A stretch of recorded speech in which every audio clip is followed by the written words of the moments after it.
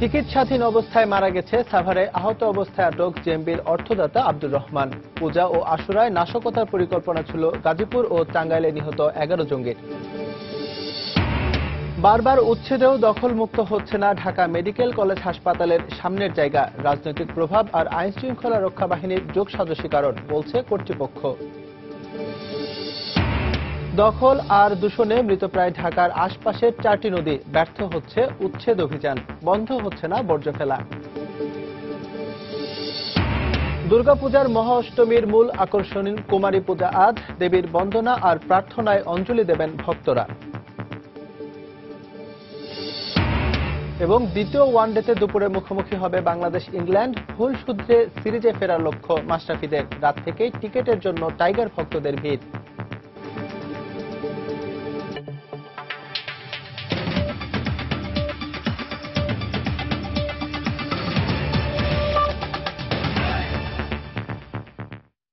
সময় সংবাদের সঙ্গে আছে আমি S M Iqbal. Dhaka medical college হাসপাতালের সামনের অবৈধ স্থাপনা বারবার উচ্ছেদ করা হলেও ঘণ্টা কয়েক পর পুনরায় তা হয়ে যায় আগের মতো।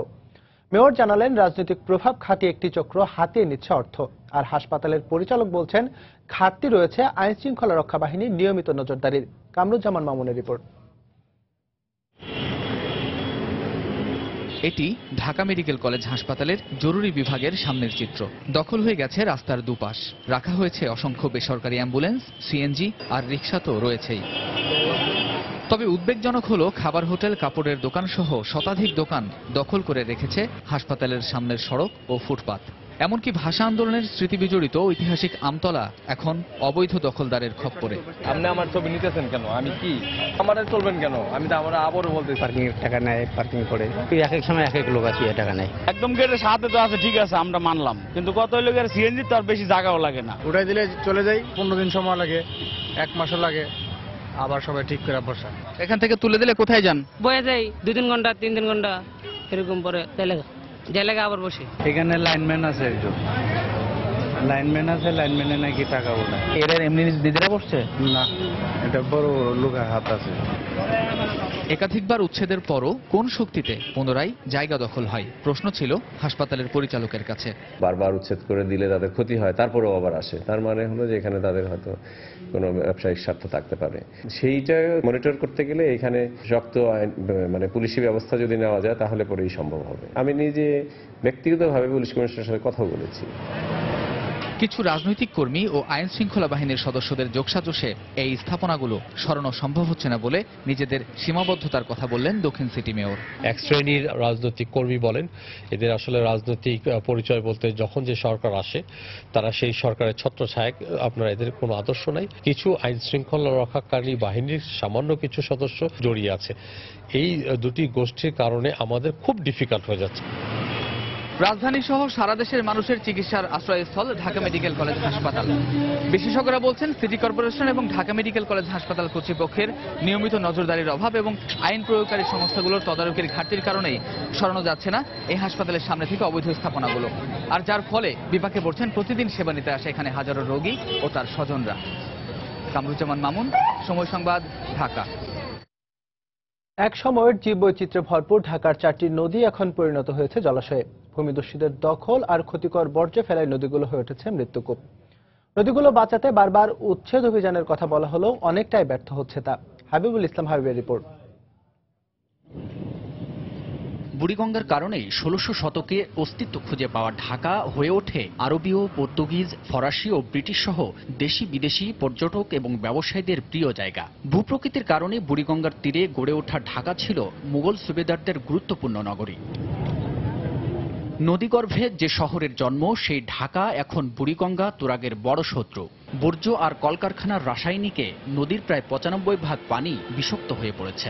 শীতকালে এমনই ভয়াবহ হয়ে যায় যে পানির যে কিছু বৈশিষ্ট্য আছে, সেই বৈশিষ্ট্যের যে মাত্রা তার চেয়ে 2-3 গুণ বেশি বিচ্যুতি ঘটে। গবেষণায় দেখা যায়, বুড়িগঙ্গা ও শীতলক্ষার 40% পানির দূষণ হাজারীবাগের ট্যানারি শিল্পের বর্জ্য থেকে, 30% সিটি কর্পোরেশন ও ঢাকা ওয়াসার বর্জ্য, 10% পলিথিন, ইটভাটা ও জাহাজ ভাঙা শিল্প থেকে, আর 20% অন্য বর্জ্য থেকে। অনুসন্ধানে দেখা যায় প্রতিনিয়ত দখল করে বালু ফেলায় ক্রমেই ছোট হচ্ছে নদীর আয়তন। শুরুতে ব্যবসার নামে দখল, এরপর গড়ে তোলা হয় বড় বড় স্থাপনা। এছাড়া প্লাবন ভূমির একটি বড় অংশে তৈরি করা হয়েছে ইটভাটা। সীমান্ত পিলার নদীর এটা বসানোর কথা ছিল সিএস এবং আরএস ম্যাপ দেখে, কিন্তু দেখা গেছে এইটা নদীর ভেতরে বসানো হয়েছে। নদী রক্ষায় বিআইডব্লিউটিএ 2010 সাল থেকে শতাধিকবার অবৈধ স্থাপনা উচ্ছেদ অভিযান চালালেও এর সুরাহা হচ্ছে না। উচ্ছেদের কয়েক মাসের মধ্যেই ফের দখল প্রতিযোগিতায় নামেন প্রভাবশালীরা। এটা উচ্ছেদ করে আমরা বৃক্ষরোপণের জন্য ব্যাট তৈরি করছিলাম, সে ব্যাট তারা আমাদের ব্যাট ভেঙে আবার বালিগতি করছে। অবৈধ দখল আর অপরিকল্পিত বর্জ্য ব্যবস্থাপনার কারণে এই নদীগুলো এখন অনেকটাই মৃতপ্রায়। তবে বিশেষজ্ঞরা বলছেন, যদি এখনই কার্যকরী পদক্ষেপ নেওয়া যায় তাহলে এই নদীগুলো রক্ষার পাশাপাশি রাজধানী ঢাকায় হয়তো হতে পারে একটি আধুনিক নগরী। হাবিবুল ইসলাম হাবিব, সময় সংবাদ, ঢাকা। আজ মহাষ্টমী। মহাষ্টমীর মূল আকর্ষণ কুমারী পূজা। এই মুহূর্তে রাজধানীর ও চট্টগ্রামের রামকৃষ্ণ মিশনে আছেন রিপোর্টার পারমিতা হিম ও কমল দেব। কুমারী পূজার প্রস্তুতির খবর জানতে চলে যাচ্ছি তাদের কাছে। প্রথমে যাব পারমিতার কাছে। পারমিতা, কি খবর আজ কুমারী পূজার? ইকবাল, আজকে সকাল 8টার দিক থেকে এখানে রামকৃষ্ণ মিশনে মহাষ্টমীর যে বিহিত পূজা সেটি শুরু হয়েছে এবং এখন কিন্তু সেই বিহিত পূজার প্রায় আমরা শেষ পর্যায়ে আমরা দেখতে পাচ্ছি এখানে যে শেষ পর্যায়ের আচার অনুষ্ঠানগুলো আছে সেগুলো পালন করা হচ্ছে। এবং যেমনটি এই মিশন থেকে আমাদেরকে জানানো হয়েছে, আজ 10:50 এই মহাষ্টমীর সবচেয়ে বড় আকর্ষণ, মূল আকর্ষণ, যে পূজা দেখার জন্য এখানে বা যে পূজায় অংশগ্রহণ করার জন্য সবসময় হাজার হাজার ভক্ত দর্শনার্থীদের সমাগম ঘটে, সেই কুমারী পূজা শুরু হবে 10:50 এবং 40 মিনিট ধরে সেই কুমারীকে পূজা করা হবে। এখনো পর্যন্ত সেই কুমারীর পরিচয় কিংবা তার বয়স সম্পর্কে কিছু জানানো হয়নি, যেহেতু এটাই রীতি, শাস্ত্রমতে পুজোর আগ পর্যন্ত তার ব্যাপারে সবকিছুই গোপন রাখা হয়। এবং আমরা দেখছিলাম যে বিহিত পূজার যে আনুষ্ঠানিকতাগুলো আছে সেগুলোতে অংশগ্রহণ করার জন্য কিন্তু সেই সকাল থেকে এখানে ভক্ত দর্শনার্থীদের ভিড় আছে। তবে এখন এই মুহূর্তে এখানে আমি বলবো যে সময় যত গড়াচ্ছে ততই কিন্তু এই রাজধানীর বিভিন্ন জায়গা থেকে এখানে যে মূল আকর্ষণ কুমারী পূজা দেখার জন্য বিভিন্ন বয়সী লোকজনের সমাগম ঘটেছে। এবং 10:50 বাজতে আমার মনে হয় এখানে এখন যে প্রায় শতাধিক লোক আছেন তার সংখ্যা হয়তো দ্বিগুণ হয়ে যাবে। আজকে বিভিন্ন আচার অনুষ্ঠান আছে প্রতিদিনকার মতোই, মহাসপ্তমী মহাষষ্ঠীর মতোই মহা অষ্টমীতেও বেশ কিছু আচার অনুষ্ঠান পালন করা হয়। তবে মহা অষ্টমীর যে পুজোগুলো অনুষ্ঠিত হয় সে পুজোগুলোর মধ্যে কিন্তু বেশ আজকের দিনে যে পুজোগুলো হয় সেগুলোর মধ্যে কিন্তু বেশ কিছু আকর্ষণীয় বিষয় রয়েছে। একে তো কুমারী পূজা রয়েছে, যেটি রামকৃষ্ণ মিশন ও মঠ সহ বেশ কিছু কালী মন্দির সহ দেশের বিভিন্ন জায়গায় পালিত হয়ে থাকে। তবে সবগুলো পূজা মণ্ডপে কিন্তু এই কুমারী পূজা পালিত হয় না। তাই যেসব মণ্ডপে এই কুমারী পূজা পালিত হয়ে থাকে দেখা যায় সেখানে এই সকালবেলা অঞ্জলি নেবার জন্য ভক্ত দর্শনার্থীরা পুণ্যার্থীরা ভিড় করেন। এবং সেই সঙ্গে একটি বিষয় সবসময় প্রত্যেক বছরই আমরা দেখি যে এই কুমারী পূজার দিনে নারীদের যে উপস্থিতি সেটা কিন্তু আমরা প্রতি বছরই দেখি এবং এই বছরও দেখছি যে বিপুল পরিমাণ নারীরা এখানে উপস্থিত রয়েছেন এবং তারা বলছেন যে এই আধুনিক সময়ে সাম্প্রতিক যে নারীদের প্রতি যে সহিংসতা আমাদের সমাজে দেখা যাচ্ছে, এই একজন নারীকে পূজা করার মাধ্যমে, দেবী রূপে আরাধনা করার মাধ্যমে তারা কিন্তু এই নারীর প্রতি সহিংসতার বিরোধী যে মনোভাব আমাদের সমাজে গড়ে তোলা প্রয়োজন, সেই মনোভাবকে তারা বলছেন যে সেই মনোভাবকে তারা উৎসাহী করতে চান এবং সেই মনোভাব যাতে সবার মধ্যে ছড়িয়ে পড়ে সেটি তারা আশা করছেন। তো ইকবাল, এখানে কুমারী পূজার আনুষ্ঠানিকতা এখনো শুরু হয়নি। বিহিত পূজা শেষ হলে তারপর সেই আনুষ্ঠানিকতা শুরু হবে। চট্টগ্রামে এই মুহূর্তে রয়েছেন সহকর্মী কমলদের, চলে যাব চট্টগ্রামে কমলদের কাছে।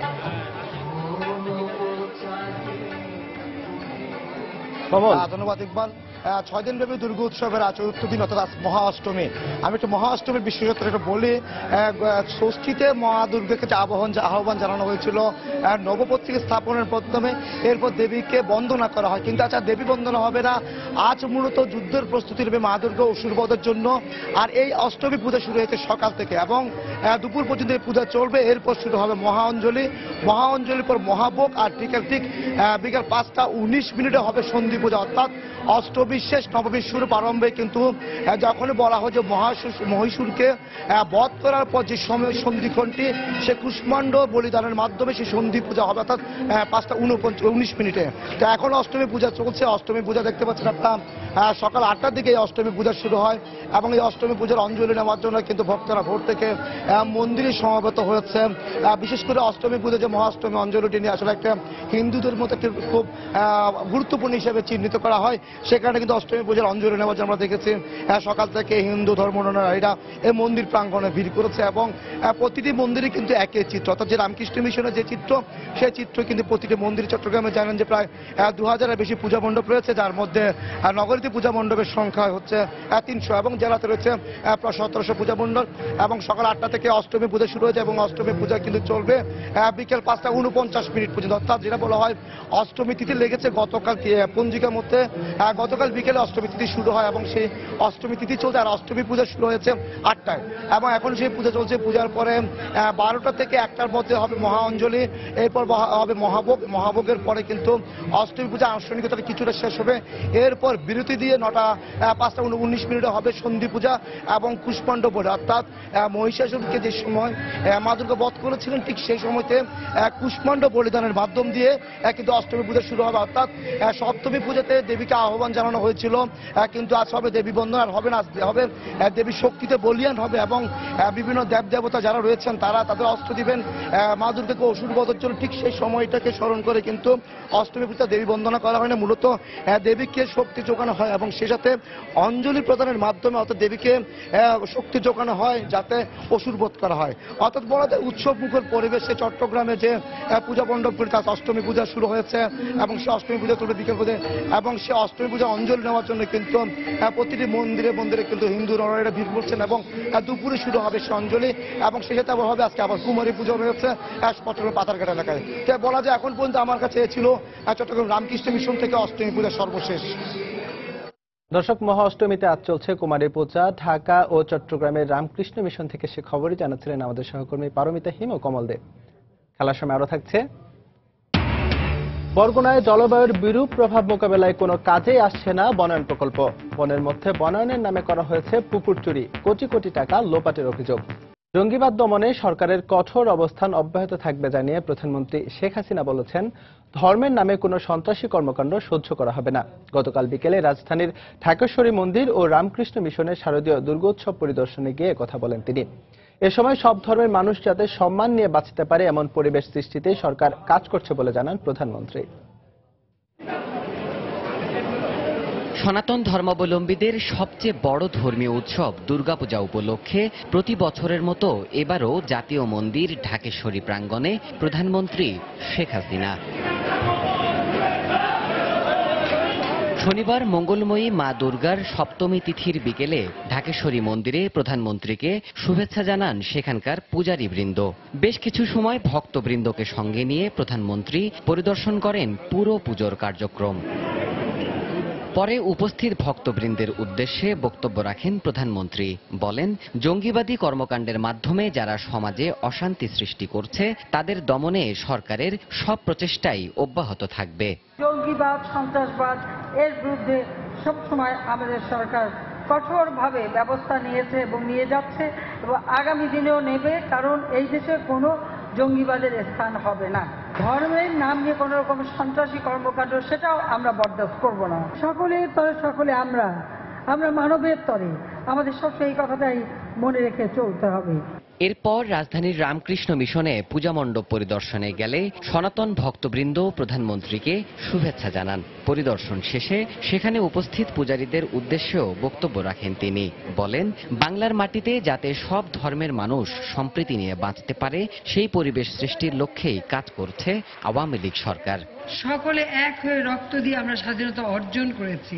কাজে এই বাংলাদেশের মাটিতে আজকে থেকে শুরু করে আগামী দিনের সব সময় প্রতিটি ধর্মীয় উৎসব, প্রত্যেক ধর্মের মানুষ যেন উৎসব মুখর পরিবেশে শান্তিপূর্ণভাবে পালন করতে পারে, সেই পরিবেশটা যেন সবসময় থাকে, চিরদিন থাকে, সেটাই আমাদের কামনা। দেশের সমৃদ্ধি আর উন্নয়ন কামনায় সবাইকে প্রার্থনার আহ্বান জানান প্রধানমন্ত্রী শেখ হাসিনা। সবাইকে আমার আন্তরিক শুভেচ্ছা জানাচ্ছি। দেবাশিস রায়, সময় সংবাদ, ঢাকা। সাভারের আশুলিয়া থেকে আটক নব্যজেএমবির অর্থের প্রধান যোগানদাতা আব্দুর রহমান হাসপাতালে চিকিৎসাধীন অবস্থায় মারা গেছে। এর আগে তাকে পরিবারের 4 সদস্য সহ আটক করে র্যাব। এ সময় ঘটনাস্থল থেকে নগদ 30 লাখ টাকা, আগ্নেয়াস্ত্র সহ জঙ্গিবাদী বই উদ্ধার করা হয়। পুলিশ জানায়, গতকাল সন্ধ্যায় আশুলিয়ার বসুন্ধরা এলাকায় 5 তলা একটি বাড়ির 5ম তলায় অভিযান চালায় র্যাব ও গোয়েন্দা পুলিশের একটি বিশেষ দল। অভিযানের সময় নব্যজেএমবির অর্থের যোগানদাতা আব্দুর রহমান 5 তলা থেকে লাফিয়ে পড়ে। গুরুতর অবস্থায় তাকে উদ্ধার করে সাভারের এনাম মেডিকেল কলেজ হাসপাতালে ভর্তি করা হয়। সেখানে রাতে তার মৃত্যু হয়। এদিকে অভিযানের সময় ওই ফ্ল্যাট থেকে এক নারী, এক শিশুকে এবং বাড়ির কেয়ারটেকার তরিকুল ইসলামকে আটক করা হয়। ঘটনাস্থল থেকে একটি বিদেশি পিস্তল, জঙ্গিবাদী বই, দেশীয় অস্ত্র, মোবাইল জ্যামার ও নগদ 30 লাখ টাকা উদ্ধার করা হয়েছে। এখানে অস্ত্র, গোলাবারুদ এবং বিস্ফোরক আছে এবং আরেকটি বিষয় লক্ষণীয় হচ্ছে যে একটি মোবাইল জ্যামারও এখানে পাওয়া গিয়েছে। মূলত সে আইনুল নামে সে পরিচিত ছিল এবং এখানে যে বাসা ভাড়াটি নিয়েছে 6 মাস আগে এখানে বাসা ভাড়া নিয়েছে এবং বাসায় সে বলেছে এখানে মেডিকেল রিপ্রেজেন্টেটিভের কাজ করে সে এখানে অবস্থান করছে। নব্যজেএমবি কর্তৃক বিভিন্ন নাশকতার সকল অর্থই সে এখান থেকে সরবরাহ করত এবং কোথায় কিভাবে অর্থ সরবরাহ করত সেরকম একটা তালিকাও আমরা এখান থেকে জব্দ করেছি। গাজীপুর ও টাঙ্গাইলে জঙ্গি আস্তানায় র্যাব ও পুলিশের আলাদা 3টি অভিযানে গতকাল নিহত 11 জঙ্গির পরিকল্পনা ছিল পূজা ও আশুরায় বড় ধরনের নাশকতার। আইনশৃঙ্খলা রক্ষাকারী বাহিনীর পক্ষ থেকে এই দাবি করা হয়েছে। গতকালের অভিযানে বেশ কিছু অস্ত্র ও গোলাবারুদও উদ্ধার করা হয়। গাজীপুর থেকে ফিরে বিস্তারিত জানাচ্ছেন খান মোহাম্মদ রুমেল।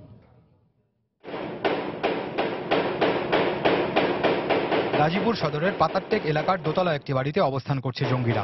এমন খবরে ভোররাত থেকে বাড়িটি ঘিরে রাখে পুলিশ। সকাল 9:30টার দিকে পুলিশকে লক্ষ্য করে জঙ্গিরা গুলি ছুড়লে পুলিশও পাল্টা গুলি চালায়। এরপর বেলা 3:30টা পর্যন্ত থেমে থেমে চলে গোলাগুলি। জঙ্গিদের বশে আনতে ব্যবহার করা হয় গ্যাস গ্রেনেডও। এক পর্যায়ে ভেতরে প্রবেশ করে সবাইকে মৃত অবস্থায় পাওয়া যায় বলে দাবি পুলিশের। পুলিশের ঊর্ধ্বতন কর্মকর্তাদের সঙ্গে নিয়ে ঘটনাস্থল পরিদর্শন করেন স্বরাষ্ট্রমন্ত্রী। তামিম চৌধুরীর পরে যে এদেরকে নেতৃত্ব দিত তার নাম ছিল আকাশ, সে এইখানে নিহত হয়েছে। এই 7 জনের মধ্যে একজন। যে এইখানে যারা ছিল তারা সবাই একটা মোটামুটি সেই জঙ্গি সদস্য। তারা একটা কিছু করার জন্যই একটা প্রচেষ্টা তারা রাখছিল। কাজেই মেজর জিয়া কিংবা লেফটেন্যান্ট জিয়া এগুলো আমাদের কাছে বিষয় না। আমাদের কাছে বিষয় জঙ্গি। তাকে আমরা যে কোনো মূল্যে আমরা ধরার প্রচেষ্টা নিচ্ছি। পুলিশ বলছে আত্মসমর্পণের জন্য জঙ্গিদের সব রকম সুযোগ দিয়েছিলেন তারা, কিন্তু আত্মসমর্পণের আহ্বানে সাড়া না দিলে গুলি চালাতে বাধ্য হয় পুলিশ। আমি ব্যক্তিগতভাবে তাদেরকে প্রায় আধা ঘন্টা ব্যাপী সারেন্ডার করার জন্য তাদেরকে আহ্বান করি এবং আমরা বলি যে চারিদিক দিয়ে আমরা ঘিরে ফেলেছি। তো এক পর্যায়ে গিয়ে আমরা যখন কোনো উত্তর পাচ্ছিলাম না, তখন আমরা যখন পজিশন নিচ্ছিলাম যে we have to enter into that room, তো তখন তাদের পক্ষ থেকে প্রথমে একটা গুলি আসে, গুলির শব্দ আসে, যে তারা আমাদের দিকে একটা চ্যালেঞ্জ ছুড়ে দেয়। ফাইনাল রাউন্ডের যে ক্লোজ কোয়ার্টার ব্যাটলটা যেটা হয় অ্যারাউন্ড 30 মিনিটস ও 40 মিনিটসের মতো হয়। প্রায় 6 ঘন্টার রুদ্ধশ্বাস অভিযানে নিহত হয়েছে 7 জঙ্গি। পুলিশ বলছে এই 7 জনের মধ্যে 6 জন যে কোনো মুহূর্তে যে কোনো জায়গায় হামলা চালানোর প্রস্তুতি নিয়ে রেখেছিল। পুলিশের দাবি নব্যজেএমবির এই গ্রুপটিকে ধ্বংস করার মধ্য দিয়ে এই সংগঠনটির 90% সক্ষমতা শেষ করতে সক্ষম হয়েছেন তারা। এদিকে গাজীপুর সদরের দক্ষিণ ছায়াবেথি এলাকায় র্যাবের আরেকটি অভিযানে নিহত হয়েছে 2 জঙ্গি। দরজা খোলার জন্য বলা হয়, তারা তখন দরজাটা খুলে নেয়। ইনিশিয়ালি যে মেইন ডোরটা আছে, মেইন ডোরটা ভাঙা হয় এবং পরবর্তীতে যখন ভিতরে প্রবেশ করার জন্য চেষ্টা করা হয় তখন জঙ্গিরা ভিতর থেকে গোলাবর্ষণ শুরু করে এবং র্যাবও পাল্টা গুলি বর্ষণ করে এবং একসময় ওখানে 2 জন জঙ্গির মৃতদেহ এখানে পাওয়া গিয়েছে। মাস দেড়েক আগে জঙ্গিরা এই এলাকায় বাসা ভাড়া নিয়েছিল বলে দাবি স্থানীয়দের। খান মোহাম্মদ রুমেল, সময় সংবাদ, গাজীপুর। এদিকে টাঙ্গাইলে জঙ্গি আস্তানায় র্যাবের অভিযানে 2 জঙ্গি নিহত হয়েছে। ঘটনাস্থল থেকে বিপুল পরিমাণ দেশীয় অস্ত্র উদ্ধার করা হয়েছে। গতকাল সকালে সদর উপজেলার কাকমার এলাকায় অভিযান চালানো হয়। র্যাব 12 এর অধিনায়ক শাহাবুদ্দিন শেখ জানান, দুর্গাপূজা ও আশুরাকে কেন্দ্র করে নব্যজঙ্গিরা নাশকতার পরিকল্পনা করছে। এমন সংবাদের ভিত্তিতে ওই এলাকার আজহার মাস্টারের বাড়িতে অভিযান চালানো হয়। এ সময় উপস্থিতি টের পেয়ে র্যাবকে লক্ষ্য করে গুলি ছোড়ে জঙ্গিরা। আত্মরক্ষার্থে র্যাবও চালায় পাল্টা গুলি। এতে 2 জঙ্গি ঘটনাস্থলে নিহত হয়। এই ঘটনায় রেজাউল ও সাইফুল নামে র্যাবের 2 সদস্য আহত হন। তাদের উদ্ধার করে টাঙ্গাইল মেডিকেল কলেজ হাসপাতালে ভর্তি করা হয়। ঘটনাস্থল থেকে 2টি বিদেশি পিস্তল, 5 রাউন্ড গুলি, 10টি চাপাতি, 2টি ল্যাপটপ ও নগদ ৬২,০০০ টাকা উদ্ধার করা হয়েছে বলে জানিয়েছে র্যাব।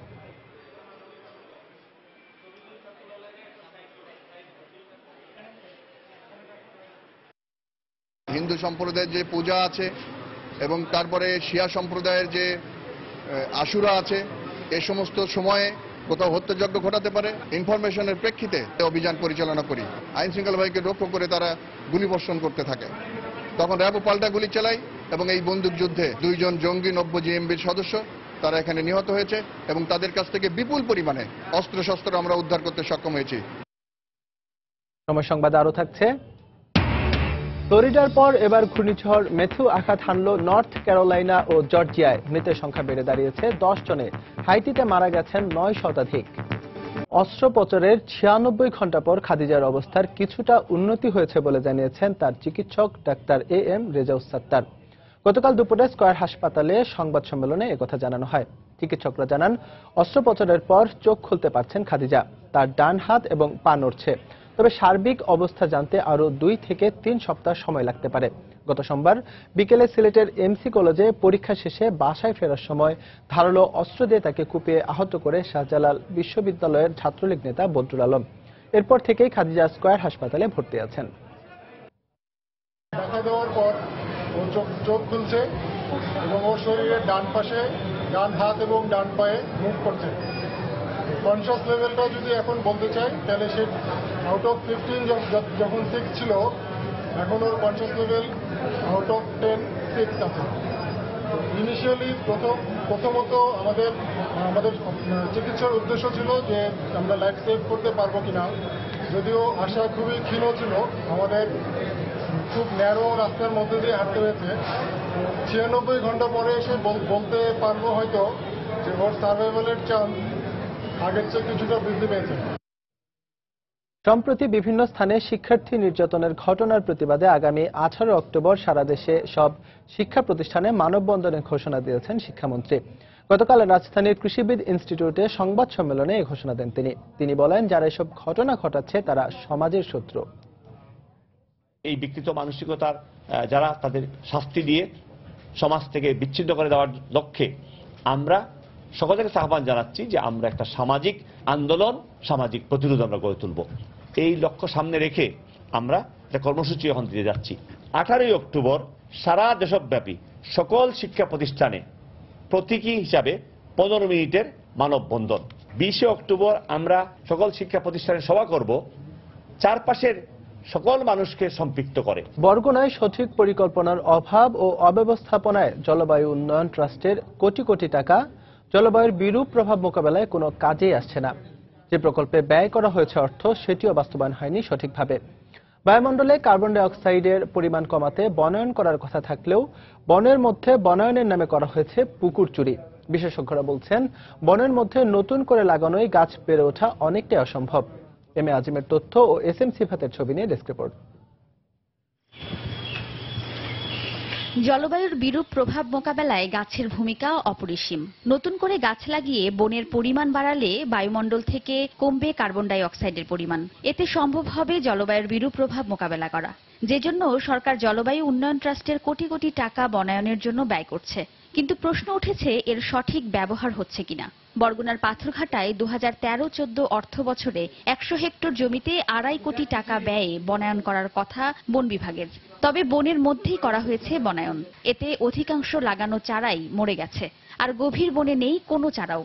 গাছের পাতা একেবারে ঝরে গেছে। আর কিছুদিন পরে পাতা যখন নূতন গজাবে তখন কিন্তু সবগুলো সুন্দরভাবে দেখা যাবে। বিশেষজ্ঞরা বলছেন, বনের মধ্যে বনায়ন করায় বড় গাছের প্রভাবে খাবার সংগ্রহ করতে না পেরে মরে যাচ্ছে চারাগুলো।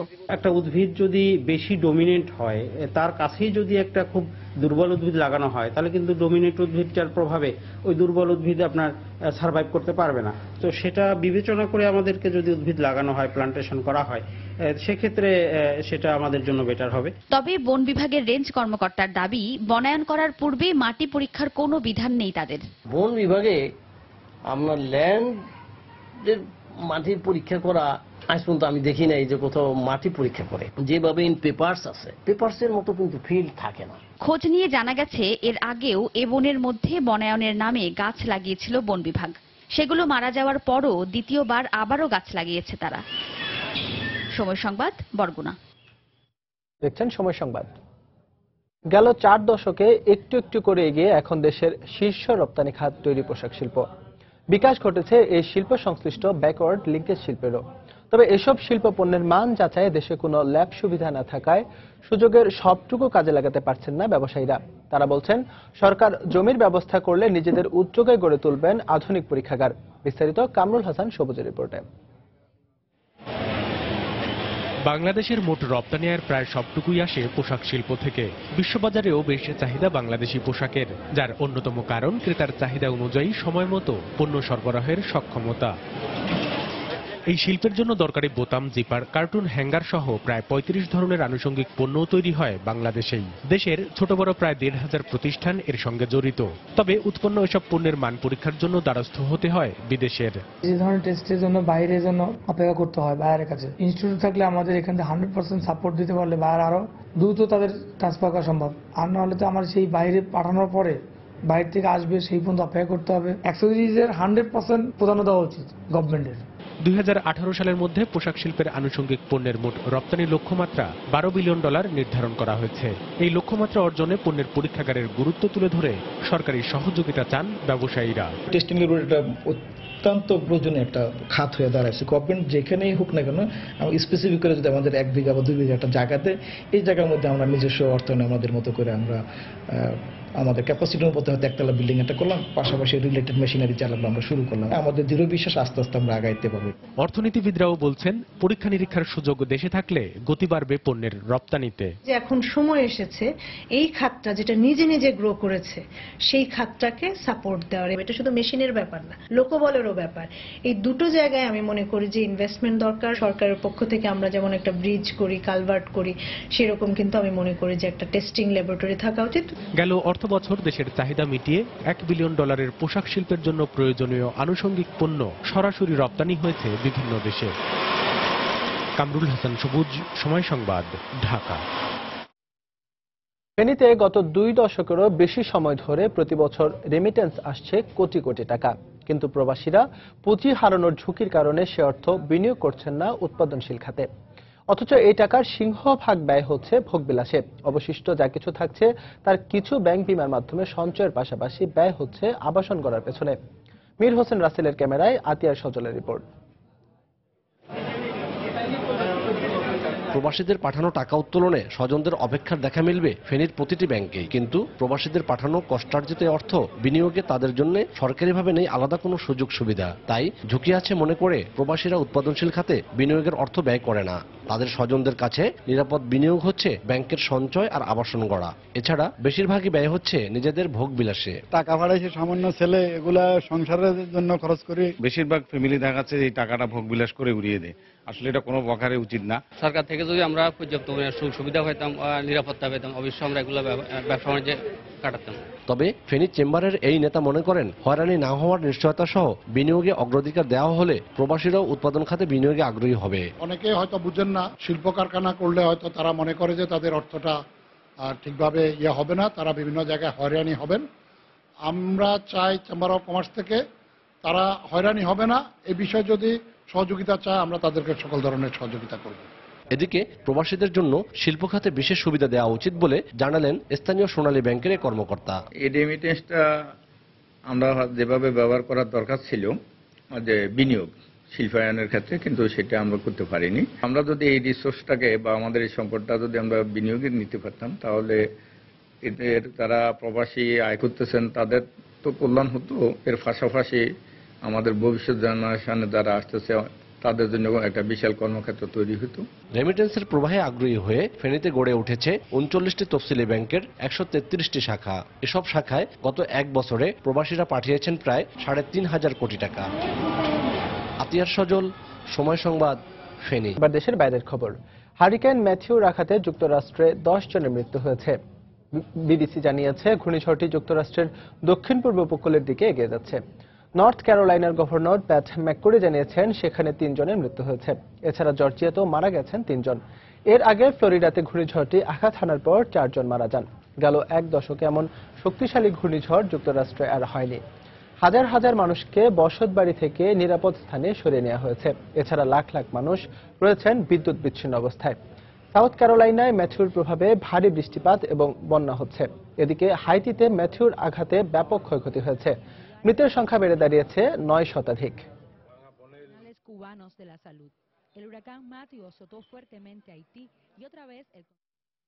নির্বাচনী লড়াই থেকে সরে দাঁড়ানোর কোনো সম্ভাবনা নেই বলে পরিষ্কার জানিয়ে দিয়েছেন মার্কিন প্রেসিডেন্ট নির্বাচনে রিপাবলিকান দলের প্রার্থী ডোনাল্ড ট্রাম্প।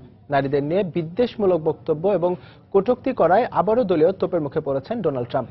অনেকেই তাকে প্রেসিডেন্ট পদপ্রার্থী থেকে সরিয়ে তার রানিং মেট মাইক পেন্সকে দলীয় মনোনয়ন দেওয়ার জন্য চাপ দিচ্ছেন। তবে ট্রাম্প সাফ জানিয়ে দিয়েছেন কোনোভাবেই সরে দাঁড়াবেন না তিনি। 2005 সালে ট্রাম্প একটি সাক্ষাৎকারে নারীদের নিয়ে বাজে মন্তব্য করেছিলেন। 11 বছর পর এই সাক্ষাৎকারটি প্রকাশ পাওয়ার পর তুমুলভাবে সমালোচনার মুখে পড়েন তিনি। পরিস্থিতি সামাল দিতে ট্রাম্প অনুশোচনা করে দ্রুত ক্ষমা চান। তিনি দাবি করেন যেমনটা তিনি মুখে বলেছেন তেমনটা মোটেও নন তিনি। তবে সাধারণ মার্কিনীরা বলছেন ট্রাম্পের মুখে এমন কথা অস্বাভাবিক কিছু নয়।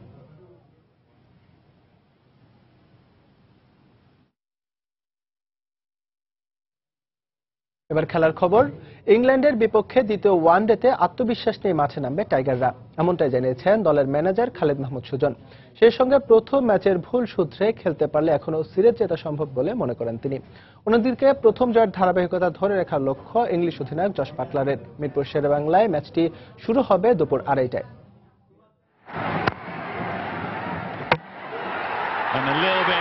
সিরিজের প্রথম ওয়ানডেতে জয়ের দ্বারপ্রান্তে গিয়েও খালি হাতে ফিরতে হয়েছে বাংলাদেশকে। টপ অর্ডারের ইমরুল কায়েস ও মিডল অর্ডারের সাকিব আল হাসান ছাড়া আর কেউই উল্লেখ করার মতো কিছু করতে পারেননি। তবে প্রথম ম্যাচের ব্যর্থতা ভুলে আবারও ঘুরে দাঁড়াতে চায় টাইগাররা। যদিও দ্বিতীয় ম্যাচকে সামনে রেখে আগের দিন বাংলাদেশ দলের ক্রিকেটাররা অনুশীলন করেননি, তবে টাইগারদের মনোবল বাড়াতে হোটেলে এসে উপস্থিত হয়েছিলেন বিসিবি সভাপতি নাজমুল হাসান পাপন। বৈঠক শেষে দলের ম্যানেজার খালেদ মাহমুদ সুজন জানান, সিরিজ জেতার সুযোগ এখনো হাতছাড়া হয়নি। সেক্ষেত্রে টেইল এন্ডের ব্যাটসম্যানদের উপর ভরসা না করে টপ ও মিডল অর্ডারের ব্যাটসম্যানদের ম্যাচ ফিনিশ করার ব্যাপারে দায়িত্বশীল হতে হবে বলে মনে করেন তিনি। ছোটখাটো মিস্টেকগুলো ছিল, সেখান থেকে শিক্ষা নিয়ে অবশ্যই আমরা কালকে তো অবশ্যই আবার নতুন উদ্যমে খেলবো, জয়ের জন্যই খেলবে বাংলাদেশ ডেফিনেটলি। আশা করি এই সিরিজ থেকে এখনো পাওয়ার অনেক কিছু আছে আমাদের হাতে। সিরিজটা যে আমরা 1-0 পিছিয়ে থাকলে আমরা মনে করি 2-1 হতে পারে। প্রথম 7 জন ব্যাটসম্যান যারা আমাদের জন্য ব্যাটসম্যান হিসেবে খেলে তাদেরই রেসপন্সিবিলিটি বেশি থাকবে। যখন আপনি এরকম 310 রান চেস করতে যাবেন, ইজ দেয়ার রেসপন্সিবিলিটি। এগ্রেসিভ ক্রিকেটই খেলবে বাংলাদেশ। আমি মনে নো ফিয়ার ক্রিকেটটাই আমাদের এখন মূল মন্ত্র, যে আমরা ওইভাবে খেলতে চাই। তো আই বিলিভ যে যারাই খেলে কিনা, যেই কম্বিনেশনই খেলানো হোক না, আমাদের বেস্ট ক্রিকেট খেললে আমরা ইংল্যান্ডকে অবশ্যই হারাতে পারবো।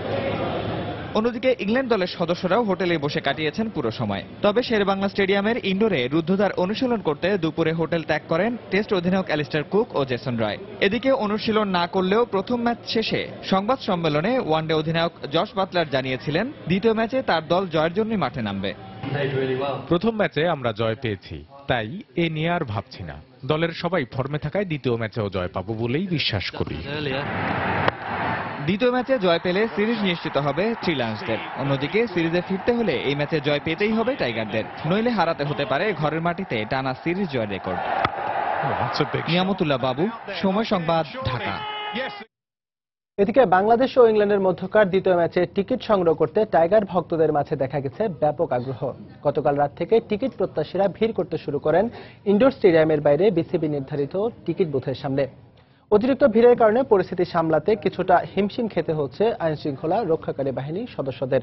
তবে প্রথম ম্যাচের টিকিট নিয়ে যেমন বিশৃঙ্খল পরিস্থিতি সৃষ্টি হয়েছিল, এখন পর্যন্ত সে অবস্থা দেখা যায়নি। এদিকে টিকিটের সংখ্যা অপ্রতুল হওয়ায় এদিনও টাইগার ভক্তদের মাঝে শোনা গেছে নানা অভিযোগ। আগের দিন রাত থেকে টাইগার সমর্থকরা বুথের সামনে ভিড় করলেও আজ সকাল 10টা থেকে টিকিট বিক্রি শুরু হয় বিসিবি নির্ধারিত বুথ থেকে।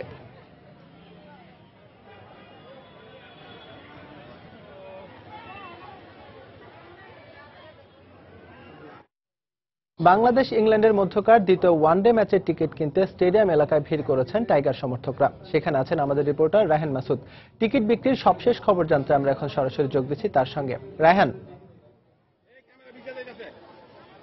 এই মুহূর্তে আমরা আছি মিরপুর ইনডোর স্টেডিয়ামের ঠিক সামনে। আপনারা দেখতে পাচ্ছেন যে কি পরিমাণ ভিড় আজকে এই ইংল্যান্ড এবং বাংলাদেশের দ্বিতীয় ওয়ানডেকে ঘিরে। টিকিট প্রত্যাশীদের ভিড়, এখানে প্রচন্ড ভিড়। আপনারা দেখতে পাচ্ছেন শুধু মহিলাদের লাইনেই প্রায় 2 থেকে 2.5 হাজার টিকিট প্রত্যাশী আছেন, যারা কিনা টিকিট পাওয়ার আশায় এখানে সকাল থেকে দাঁড়িয়েছেন।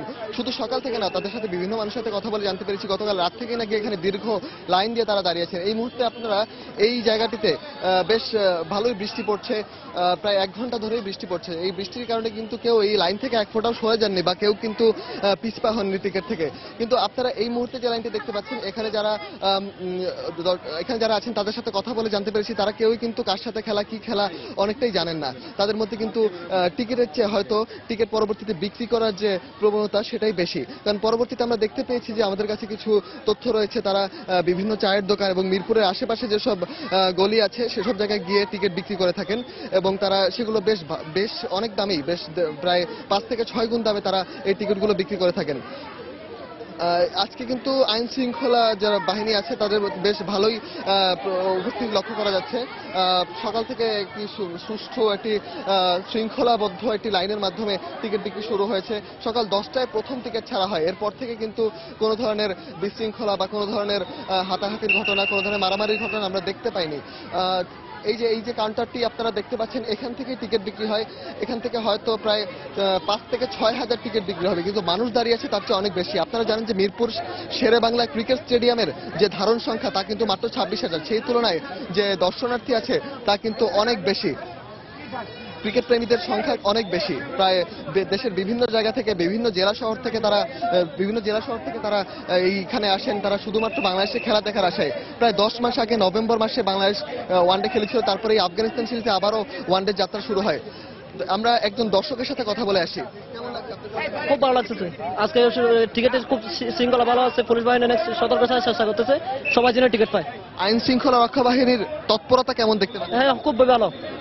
পরশুদিনের চাইতে শনিবার চাইতে আজকে অনেক ভালো। আজকে আরেকটা কথা আছে, আজকে মোশাররফ হোসেন বলে জায়গায় যদি নাসির খেলে তাহলে একটা ভালো দেখতেছেন।